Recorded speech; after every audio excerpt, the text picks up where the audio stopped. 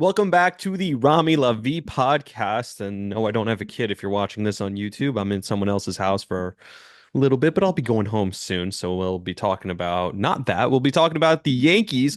So funny. People are like, oh, you're a Mets fan. Look at that Mets video you posted. Everyone knows you love the Mets and some of the Mets comments I've been making on here. And it's true. I do love the Mets and I love what the Mets did this season. But I'm going to start with the Yankees because guess what? One team in town is actually going to the World Series and it's the better team in town. Team that should win the World Series. I am still a Yankee fan. So to all my new followers out there, sorry guys, I'm a Yankee fan. Hate to break the news to you because I have so many new Mets followers from the last couple of days, but we'll get into that a little bit later. Um, Now, as a Yankee fan, sure, my fandom has changed, and watching these playoffs, and I can't figure it out. I think it's for two reasons. But my fandom certainly changed watching these Yankee playoff games. I didn't have the agita. I wasn't pacing. My heart wasn't pounding. Now, every time something happens, I would have to go run and clip things and post on social media. So it's definitely a different viewing experience. You're not sitting there enjoying and basking in the great moments as you would.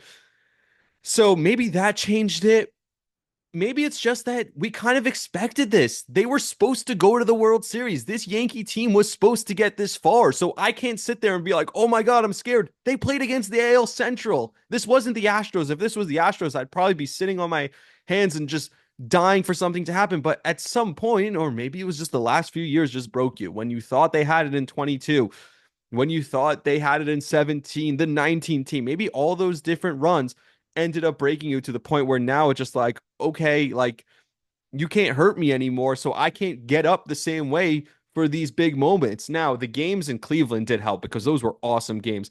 And at the end of it, when they actually clinched and went to the World Series, and I got to watch John Sterling say, ball game over, American League Championship Series over. That was awesome. And working for the Yankees now. And that's what I tweeted out and I put it on TikTok, and a lot of people were replying. And it was kind of cool seeing the replies from people.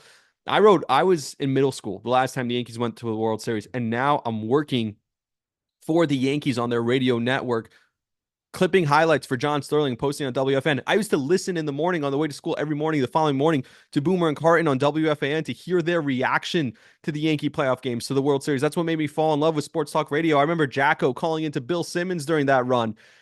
It was awesome. I remember all those things. And so, to be now where I am and working for the organization, that's all I was saying. It was cool. It was like a kind of a cool moment 15 years ago. And then some people were like, oh, boohoo, cry about it. 15 years, not crazy. I wasn't crying. I really wasn't. I wasn't that emotional about this, but I was excited. And it was a cool full circle moment for me. And if you would have told elementary school kid me that the next time the Yankees win the World Series, make it to the World Series, you'll be working for them, that would be crazy to me. But I got some really cool replies. I remember bouncing my kid on my lap, and now they're a grown high school kid. I remember I was in college, and now I have my own family. All these different things that you're seeing the range of people and how they feel, and that's what happens. It's a special moment because it doesn't happen very often. And clearly, 15 years was a long time. And judging by the people and their reaction, it really was a long time, and it felt every bit 15 years since the Yankees last made it into the World Series.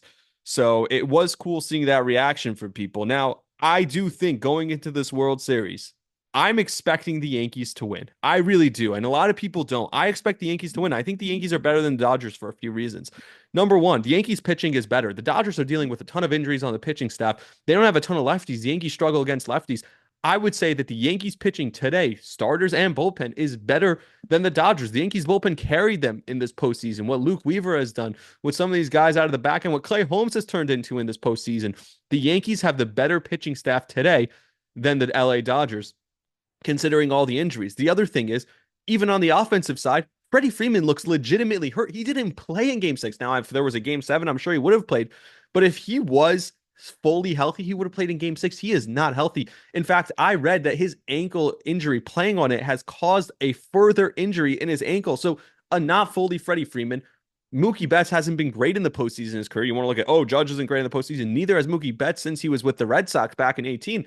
So I'm not sure that people are looking at that Dodgers lineup, that death row. Sure, it's guy after guy after guy. It's a freaking all-star team, but still, they are not the offense the Yankees have when you look at Soto, Judge, and Stanton. And if Stanton can stay hot, and that's my biggest concern. I said this after the game. This long layoff for Giancarlo Stanton, where he has a full week off but between games, that's never good for him. He always takes a while to get going after a long layoff, but he seems so locked in right now. When they handed him the trophy for the American League MVP, American League Championship Series MVP, Stanton was wearing his batting gloves and his shin guards still on the stage. I bet he didn't take it off all week. I bet he was walking around the streets of Manhattan on the flight to LA wearing the shin guard and the batting gloves because guess what? This guy is so locked in right now. So if it doesn't take him a while to get going, I like the Yankee offense in this game. The intent that Juan Soto plays with every single pitch, taking it so seriously. We've seen that with Juan Soto where he is so intense out there, taking each pitch intentionally and caring about each and every pitch. That's what happened in that last at bat. You can't replicate that. And Aaron Judge has played pretty well at Dodger Stadium. We know the All-Star game. We know the Players Weekend a few years ago, and obviously last year he played well until he ran into a wall in LA. I assume Aaron Judge is going to turn it on in this postseason. I think the break was actually probably good for Aaron Judge, and Stan's always played great in LA too. So I think the Yankees are going to be turned up. I think the Yankees are the better team in this series. I didn't even mention Shohei Ohtani yet. Shohei Ohtani, I don't want to see the Yankees pitching around him and treating him like he's Barry Bonds. Shohei Ohtani is a really good baseball player, but guess what? When you put him on base, he steals bases. He makes little things happen. I wouldn't put him on base. I would try and go after him. I really would because he's a high results, high home run guy, but he doesn't get on base a ton. He doesn't have a great on base percentage. He will strike out. He has holes in his swing. He does overswing sometimes. So I would try and challenge Shohei Ohtani. I don't want to walk him and have him stealing second base and stealing third base and causing havoc for the Yankees. And the Yankees have a tough time dealing with base runners and traffic on the bases. And then you're putting their defense in a tough spot. They don't have a great defense. So I try, if I was the Yankee pitching, I try and get Shohei out at the plate. Now, speaking of the Yankee pitching, it's all going to come down to game one. In my opinion, if the Yankees win game one, they'll win this series. If Garrett Cole goes out there and shoves on the road in LA and they find a way, sorry about that, and they find a way to steal home field advantage in the first game of the series, the Yankees are winning this series. They may even win the series in five and may not even go back to LA for a game six. But that's if Garrett Cole wins game when he needs to be dominant. Garrett Cole, you're back in the World Series. The only other time was in the World Series. He lost it in 2019 to Juan Soto and the Washington Nationals when he was with Houston. Cole, you're finally back in the World Series. Go out there and win it. For a lot of these guys, their first time in the World Series. For Soto, Cole, obviously not their first time. The only guys left from the 2017 Yankees and left. I mean, Tommy Kahnle was not on the team this whole time, but he was on the 17 team. Now he's back, and Aaron Judge, obviously, the other Yankee left from the Baby Bombers or the 17 Yankees. I guess the Baby Bombers still has Gleyber Torres on it because he was part of the quote unquote Baby Bombers in 2018. So I'm excited for the Yankees in the World Series. My pick, I think Yankees in six. I really do. I think they win game one. I think they find a way to come home 1-1. They win 2 out of 3 at home, and then they go back to LA and they find a way to close out the series in six, even on the road. The Yankees have been a fine team on the road. It sucks that the Yankees would win in six because a Friday night for me, I can't watch it. I'll find a way to watch it if there's a game six on Friday night, trust me. But generally, I can't watch it. I definitely won't be working the game on a Friday night. And then in addition to that, um, it just it means they'd win it in LA, which sucks. But that's what happens when you don't have a great record during the regular season. So I think the Yankees making it to the World Series was inevitable. I think even if they don't win it, it'll feel like, wow, we made it to the World Series. So it's a step further than we've been. If they don't make it past the World Series, if they don't win the World Series, if the Yankees don't win the World Series, I think they need to re-sign Juan Soto. You cannot sell to the fans as Brian Cashman and Hal Steinbrenner. We got to the World Series thanks to Juan Soto, but we lost it, so we're letting him walk. You have to keep him at all costs. If they win the World Series, let him do whatever he wants. We got what we wanted from him. The trade was worth it. Do we want to invest in this guy for the next 15 years? Maybe not. He's a great player, but we'll see how he ages. We already got our championship out of him. If they don't win the World Series, if they lose the World Series, they have to make sure Juan Soto stays. So that's my Yankee takes. I think they win in six. I really do, but it starts with Garrett Cole on Friday night. That is the most important game of the season for the Yankees. To the Mets. I want to explain something that sports fans sometimes have a hard time understanding. And look, winning and losing is almost everything in sports. I get that. Trust me, I understand it. But sports is entertainment at the end of the day. It's also an incredible background, incredible canvas where we can paint so many life lessons. And as entertainment, the reason why it is the best entertainment is because it's reality. It's real. We see these people, we see the struggle, we see the work that they put in, we see teamwork, we see willpower, we see dedication. There's so much that these guys put together, these guys pulling together When you can care about something, when you can look around at a stadium full of 70,000 people and you all care about the same thing, there's something special to it. It's different than anything else, than any other form of entertainment. It tops any other form of entertainment. That's what baseball, that's what sports does. And so while winning and losing is the most important at the end of the day in sports, because that's how we grade success, I don't think that it's all about winning and losing. And some people feel that that's crazy. We play the games to win the games. We try and win championships, but every year one team wins a championship. That means in most sports, 29, 31 other teams don't win championships. That's just how it is. And so the New York Mets, while they didn't win a championship this year, they don't deserve a parade. I'm not saying they should be popping bottles, but as a fan, what we got out of them, what New York Mets fans got out of this team just by watching them every day and having the opportunity to be entertained by them every day, to know that every game, every time you go and sit down, they're going to give you something. They're going to give you an effort. They make you feel something emotionally that you can't explain sometimes. That's almost more valuable than half the teams that win championships. They make you feel something. I talked about the Celtics championship last week, where it kind of felt like whatever. They kind of cruised to a championship. That's the Mets are the opposite. They didn't win the championship, but they make you feel a certain connection that, and maybe it was just me because I was living through it, how bad they started, and I never gave up on them. I was always in on them and living through it, listening to the callers at the fan, screening the calls, working on the fan, and hosting a show during this baseball season on the fan. And before the season, talking to that, I think this Mets team is better than people think, and then going through the ups and downs and working with the Mets and Howie Rose this postseason. Maybe for me, it just felt different, but I felt something about this team, some sort of connection. And I'm not even a Mets fan, but being there at so many of the games, I felt something about this team that you don't feel often about many teams. So despite the loss in the American League Championship Series, they gave you as much as you could ask for, in my opinion, without winning a championship as a sports fan. And yet it sucks that they lost for a couple of reasons. Number one, the reason why it sucks that they lost, because of the position they got themselves in, because of how down the New York Mets were this year, they had to fight every single night. Every single night felt like a must-win game for basically 3 months. I would say from August and on, every single night felt must win. Every single night felt so important. You never have that in sports, let alone baseball. Baseball, you never ever have that where every game feels like the most important game. It's so rare. And so the withdrawal from that, where you sit down on Monday night and Tuesday night, you're like, there's supposed to be a Mets game tonight. I should be rooting for something. Where is it? You start missing that. I remember with the Rangers in 2022, and we'll get to the Rangers in 2022 a little bit later, but I had that withdrawal. I remember thinking like it was every other night was a Ranger playoff game for a month, and then it was gone. And I was like, what? I had this thing that I was so attached to for the last month, every other night. And then all of a sudden it's just out of my life and it's gone, and you never have that team again. And that's the second point. No matter how much this team, even if they get better, because I talked about the Rangers and I was like, well, this is the opportunity. They missed this opportunity, and we'll get to the opportunity in a second. But hey, they're supposed to get better. This team's supposed to be better, right? They're going to get the younger players are getting older. They're ad free agents, all those things. No matter if this team gets better, maybe they go get Juan Soto. Maybe they sign Corbin Burns. Maybe they even go win a World Series. The 2024 Mets will never be again. This magical team, even if it's the exact same players, which I don't think it will never be again. That's just how it works. Despite everything that they did, and I don't know what they should do this offseason. I really don't. Do you go out and you re-sign all these pitchers? These guys won't be the same, I don't think. I don't think you're getting the same thing out of Manaea, Quintana, Severino. So you're just going to go re-sign them? Do you go run after a Corbin Burns and other big name guys? We saw how that worked out last time when they ran for Max Scherzer and Justin Verlander. That didn't work. So I'm not sure where the Mets go from here. But one thing we know is it's not going to be the same. You'll never have the 2024 Mets again. And that's why it sucks, the missed opportunity this year. You had an opportunity to go to the World Series. We don't know. Will this team get better? Will they get worse? What if it's like the New York Giants where they had that run in 2022? They invest in that run. The Mets decide, you know what? This was a great run. Let's re-sign Jesse Winker. Let's re-sign Jose Iglesias. Let's try and build this again. Let's sign a big contract to Quintana. Let's sign Manaea to a big contract. Let's sign Severino to a big contract. Let's run it back with this squad. This squad was so memorable. We want to keep it going with this team. Now, I trust that David Stearns won't do that. And I also don't think he'll run at some big free agents and just throw money at them for no reason.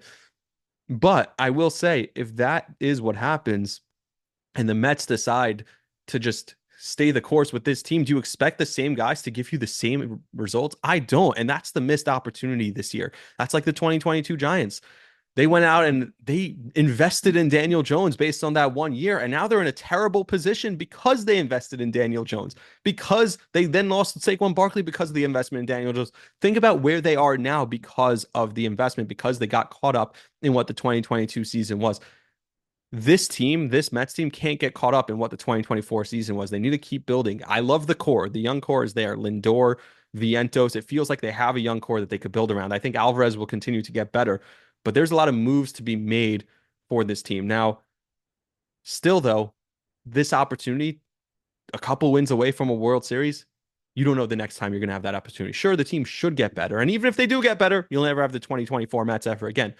But what if they don't get better and you blew this opportunity and they don't make it as far for the next 3, 4, 5 years, like I talked about with the Rangers, like I talked about with the Yankees? Then you're really kicking yourself for not making it further this year, for not taking advantage of this opportunity. Now, the reason I made this video, and if anyone has or hasn't seen it, go look on, it's all over Twitter, Instagram, my post, other people posted it, which I'm fine with. To me, it wasn't about me posting it. I swear I mean that. I wanted to share that video because I thought it would be special, and I thought it perfectly encapsulated and captured the Mets season. And so it wasn't about me making that video, and the following and response I've gotten from it is awesome. But I really just, because of the ups and downs of this season and listening to Howie Rose every night and hearing him at the end of that game, the way he talked about how special this team was, I wanted to just put something out that felt like that just encaptured all of that. And I thought that this video did. And when I was in the shower, it was actually funny. I was in the shower and I was thinking about this video and I was like, I think I'm going to make this video. I think I'm going to make a video. I thought maybe a different song, but I basically came up with a video during like a 2 minute shower. And I was like, oh, this is it. This is the video I'm going to make. I'm going to use this song. And as there's that big, chorus over there, I'm going to add all the good highlights and I'll start with like the slow, low part, all that. And I actually made a couple adjustments. If you look at the Instagram one that I posted, it's a little different than the TikTok one and the one that ended up going viral on Twitter and other places. But I just felt like I wanted to make it. When I got out of the shower, I told my wife, I was like, hey, I'm going to make this Mets video. It's going to be awesome. It's really going to be good. It might take me like an hour to make because I have to find all the highlights and put them all together, but it should be really good. It'll be worth it. And knowing the TikTok algorithm will probably get like 4 likes, but I think it's really good. I said it should go viral, but knowing the TikTok algorithm will get 4 likes. And then I posted it at like 4 o'clock in the morning because it took me a little longer. My laptop actually froze for a minute and whatever, it was annoying. But took me longer to find all the content and then to cut it down because I had like 40 minutes of Mets highlights I had to cut into 4 minutes. I thought I was going to make like a 90-second to 2 minute video. It ended up being 4 minutes. Like I didn't even use the whole song and it was 4 minutes, but I cut it down somehow from like 40 minutes of highlights to 4 minutes. So that's why I feel missing some highlights. And then I posted it at like 4:30 in the morning and went to sleep. I woke up at 9 a.m. ish. So like 3.5 hours later, if I'm doing that math correctly, 4.5 hours later. 4.5 hours later, I wake up and I already had like thousands of views, thousands of likes. I was like, oh, this is my most liked video, my most viewed video ever. And then somebody pointed out, hey, it's on Twitter too. It's got millions of views on Twitter. And then someone's like, hey, it's on Instagram too. And it had spread like wildfire. And seeing the response, the DMs I've gotten of people talking about their parents and watching it with them and how special that video captured everything from the season and talking about, I mean, I saw what Francisco Lindor's wife posted. This video perfectly captures the whole season and what this season meant. Pete Alonso's wife posted the video, and I saw John Mayer, who I love, like the video. John Mayer, who's a huge Mets fan, but one of my favorite artists, liked the video. And all these DMs I was getting, and the comments and the messages, and all these people crying. And it was like, oh, wait, I actually did something here. And I still felt like, no, I didn't do anything. I was just capturing what they did. I was capturing what Howie Rose said. I did nothing. But seeing the response, knowing that people felt the same way and felt something about it was certainly just rewarding and gratifying because I put something together. I definitely put time and work into it and I knew it would be good. When I looked at it, I was like, I know this is going to be good, and it was. And so that's a very rewarding feeling. All that said, I'm still a Yankee fan. So all you Mets fans who are crying in my DMs, guess what? Big Brother is going to come now. We'll take care of the big bad Dodgers for you. Oh, I'm crying. The season was so much fun. Boo hoo. Well, guess what? All you new Mets fans, the 500 people who followed me on social media over the last 2 days, Big Brother's got you. We'll take care of you. We'll beat the Dodgers for you. We'll clean up the job that you started. Cute season you had there. We'll clean up the job that you started. Congrats. Anyway, Let's move to the Knicks for 1 second. Yeah, let's do that now. I was contemplating ending this and just making this a baseball video, but let's move to the Knicks for a second because I want to talk about their opening night. Before we get to the Knicks, by the way, if you want to go to the Knicks game, if you want to go to a Rangers game, you want to go to a World Series game, tickets are expensive as hell these days. But you can get $20 off if you go to SeatGeek and you use the code Rami Lavi. Now, they tell you this in their own commercial. If you already have a SeatGeek account, because this is for New Year's only, make a new account with a new email address. Just start a new email address every day just to come up with new SeatGeek accounts. And every time you'll get $20 off your first order. So go to SeatGeek, use code Rami Lavi for $20 off your next order, off your next tickets. Do it today. Let's talk about Knicks for a second. I hated what I saw from the opening night, and I don't expect this to continue. But I mean, there has to be some kind of an adjustment. And there's an adjustment watching it. Like you go from watching hard-nosed, intense basketball every single night in the playoffs and what this team was last year to all of a sudden you see them going under screens and you see, oh my God, Carl Towns just drops on every screen, gets beat to so many rebounds and loose balls, and you're like, what is this guy? Like, you're so not used to it. And then after the game, Josh Hart made a really interesting comment about the Celtics three-pointers. And he's like, well, these guys need to be drug tested. No, Josh, they don't need to be drug tested. You guys just went under every single screen and gave them so much room because you weren't rotating fast enough. And every one of these three-pointers was wide open. This had nothing to do with them shooting the lights out. They shot the lights out because all those shots were open. Anyone would hit those shots at that pace if you give them wide open shots in an NBA game. These are NBA players, professional basketball players. Of course, they're hitting those shots. No, they don't need to be drug tested. You guys need to play better defense.